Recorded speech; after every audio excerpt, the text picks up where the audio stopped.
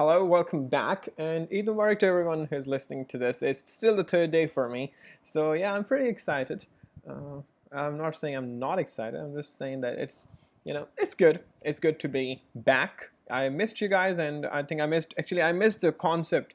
I missed the way we used to study this. So, anywho, recapping on the things that we already talked about, we talked about the international regulatory framework over here. We talked about audit committees and stuff like that, and we talked very thoroughly about money laundering. We talked about how people launder the money, what type of people they are, what are the steps behind it, how to make dirty money into clean money. Don't do that. But there's a good way that we know about these things. Why do we know about these things? Because we will catch those bad people who are money laundering. It's a federal crime in literally every state in the world. All right, so I'm going to move forward to laws and regulations. There are 4 sections to this, so this is what this lecture is going to be about: laws and regulations. Now, when you look at the audit report, when you look at the audit statement given by auditors, it comprises of only a few pages. Sometimes it's 3, 4, 5, that's all it is. At the end of it, the auditor will sign, the audit partner will sign, and the audit firm will sign, whoever is the main person, the ethical board, or whoever are, it depends on what country you're living in, it depends how the rules are set, they will sign the audit report. But before the audit report is set, there are certain things that are over there. There are certain things that you tell to the people reading the audit statement, audit report, and that thing is actually what the responsibilities of management and auditors are. You have to differentiate that management and the auditors are totally different people, and they have different responsibilities. Now, auditors are basically responsible for concluding financial statement free from misstatement. Now, when I say misstatements, it can include something that was omitted, something that was done wrongly, some audit concepts were not taken into account perfectly, or anything at all that does not comply with the laws and regulations. Now, misstatements that are free from financial statements is actually, I'm sorry, I think I said it the other way around. A financial statement that are free from misstatements, I'm really apologize for the other thing I said, is basically talked about the fact that we are responsible for it, but we won't be liable if there's something goes wrong. Why? Because we give a reasonable assurance. We'll talk about assurances and everything later, about what they really are, but I think I'm just going to stop here and not make you guys confused as to what they're really talking about here, okay? You need to have a general understanding of the rules and regulations of wherever you are operating. You need to have professional skepticism. Now, skepticism is a very unique word, and it's a word that we should be using in our daily lives that we have forgotten somehow. Skepticism is actually a state of mind where you are unsure about things, and in professional skepticism. Now, when you go to audit a company, you don't sit there and say, hey, and you want to be skeptical. And when you're skeptical, it means you are unsure about everything. Someone comes and say, hey, how are you doing, man? You were missed yesterday. Now, skepticism is basically you're thinking, hey, yeah, really? You think, well, why would you miss me? Who the hell am I? Why would you miss me, man? You're lying to me. That is just skepticism. That is actually a cheap skepticism, thinking negatively about everything. Professional skepticism is basically just the negative thoughts bent down professionally. For example, if you go there and you ask for the bank statements from your client, the client gives you the bank statement and you think, hey, well, how would I know if these bank statements are true, right? So what do? Yes, exactly. You do the bank confirmation again from the bank, taking the statements to compare if that's real. That's skepticism. Now, like I said, every country has their own uniqueness, have their own power, or their inheritance towards everything. You can see Brazilians or the Germans, they are very good in football. They play good football. So they have their natural skepticism. Everybody is good in football there. You go to India, you go to Australia perhaps, they are good in cricket. You know, some countries are good in hockey, some countries are good in squash and stuff like that, different sports. Basically where I come from, and I come from Pakistan, of course, and we Pakistanis are naturally gifted of skepticism. We are naturally negative people. We are already there. So when you talk about skepticism, trust me on this, you won't have a problem.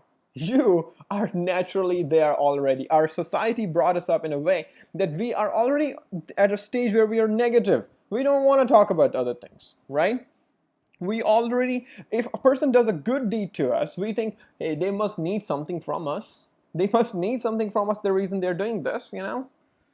Anyway, go through these, you'll know the responsibilities of an auditor, and these are the responsibilities of the management and those charged with governance. Now, management and those charged with governance is basically the board of members, board of directors, all right? They're supposed to do training, preventing and detecting fraud and error, and all these kind of things. I think we've gone through these things before. At least it rings a bell to me. I'm not very sure if I remember this correctly, but there these things are. It can be important in exam. So I hope you guys know what the difference is. Now, we are just there to make sure everything is fine. These people are there to put everything in the right place at the first place. All right? Okay. Moving on to the other slide, this is indicators of non-compliance. There are indicators that non-compliance may have occurred. How do you know if they're not complying with the proper rules and regulations? The government will investigate them. There will be fines or penalties. There will be unspecified payments to related parties or employees. It can be bribe. Okay, this probably means it's a bribe. It's just a fancy way of saying it. You're bribing people to shut up. Excessive sales commission, you're giving people a lot of sales commission, and sometimes in certain countries it's not allowed to hire people on a part-time basis. You know, maybe it's one of those things. There are unusual bank transfers, so these are non-compliance. There's something wrong going on over here. All right. What are the consequences of non-compliance? You will have fines, you will have penalties, charges that you'll have to pay. You'll have extra disclosures to make in audit reports. And if it's too serious, there may be a chance you might not even get a true and fair view in your audit report. Okay.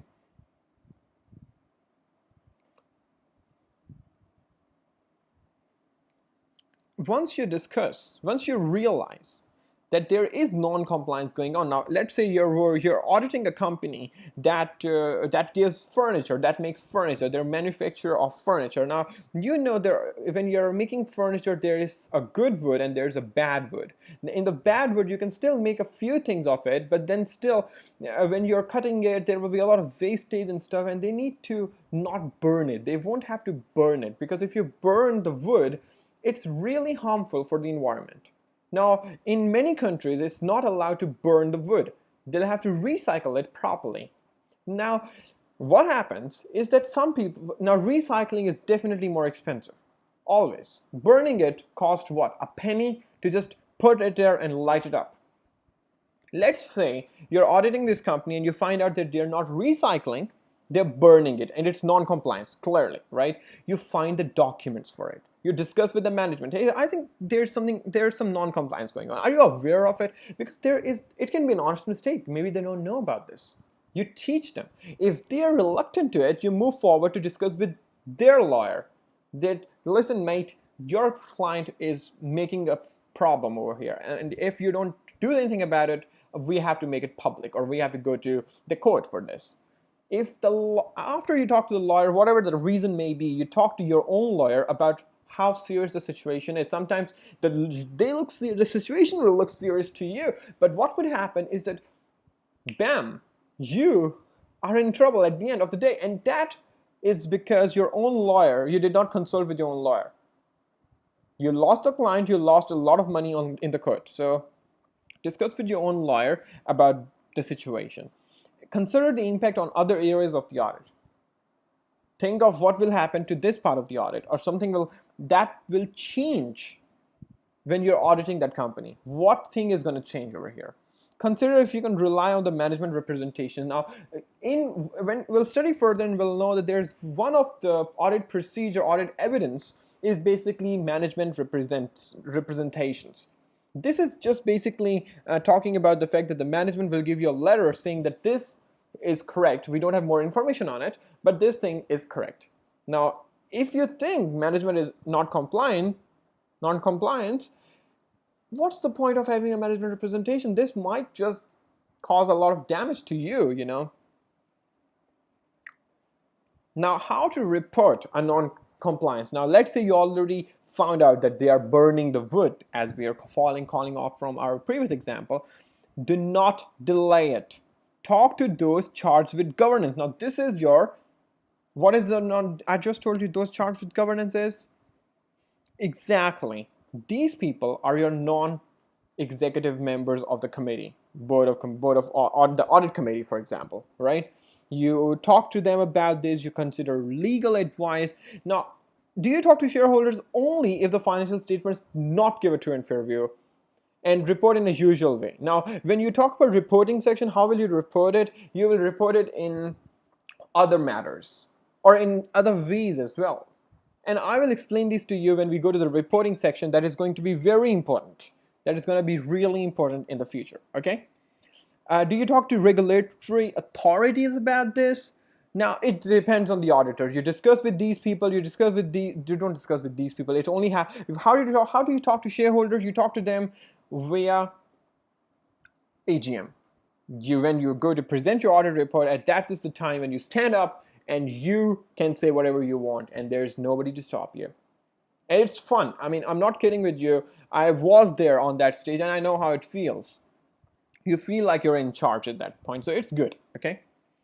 Moving on to the last slide, when to withdraw from the engagement. Now, this is the last resort.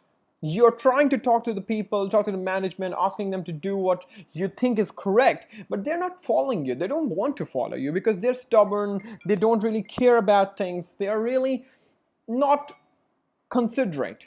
What are you gonna do? You say, are management implicated? And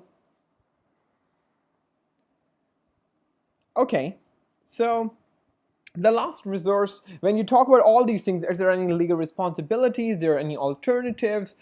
If there's nothing, you feel like you're lost, there's nothing you can do at any point, what do? You withdraw. When do you withdraw? When management refuses any solution for the situation, okay? Then there's a significant doubt that the competence or integrity of the management. Now you feel the management is not even competent. The management is fake. The management is not good enough. They're not honest. Then there's no point. You have to work with them on a daily basis, right? For at least a month or 2 or 3. And if you can't work with them for that long, you think they're risky, you need to report them maybe and withdraw from the audit. And in your professional clearance, you need to tell the next auditor who are about to take this company that this is a risky company because of this reasons, right? Having said that, I think I've explained this thing thoroughly, and I don't understand if there's any reason for you guys to not understand anything, but I would welcome your questions if you have any, and I think we will move forward in our next chapter to Code of Ethics. Thank you very much, guys, and I hope you guys have a great day.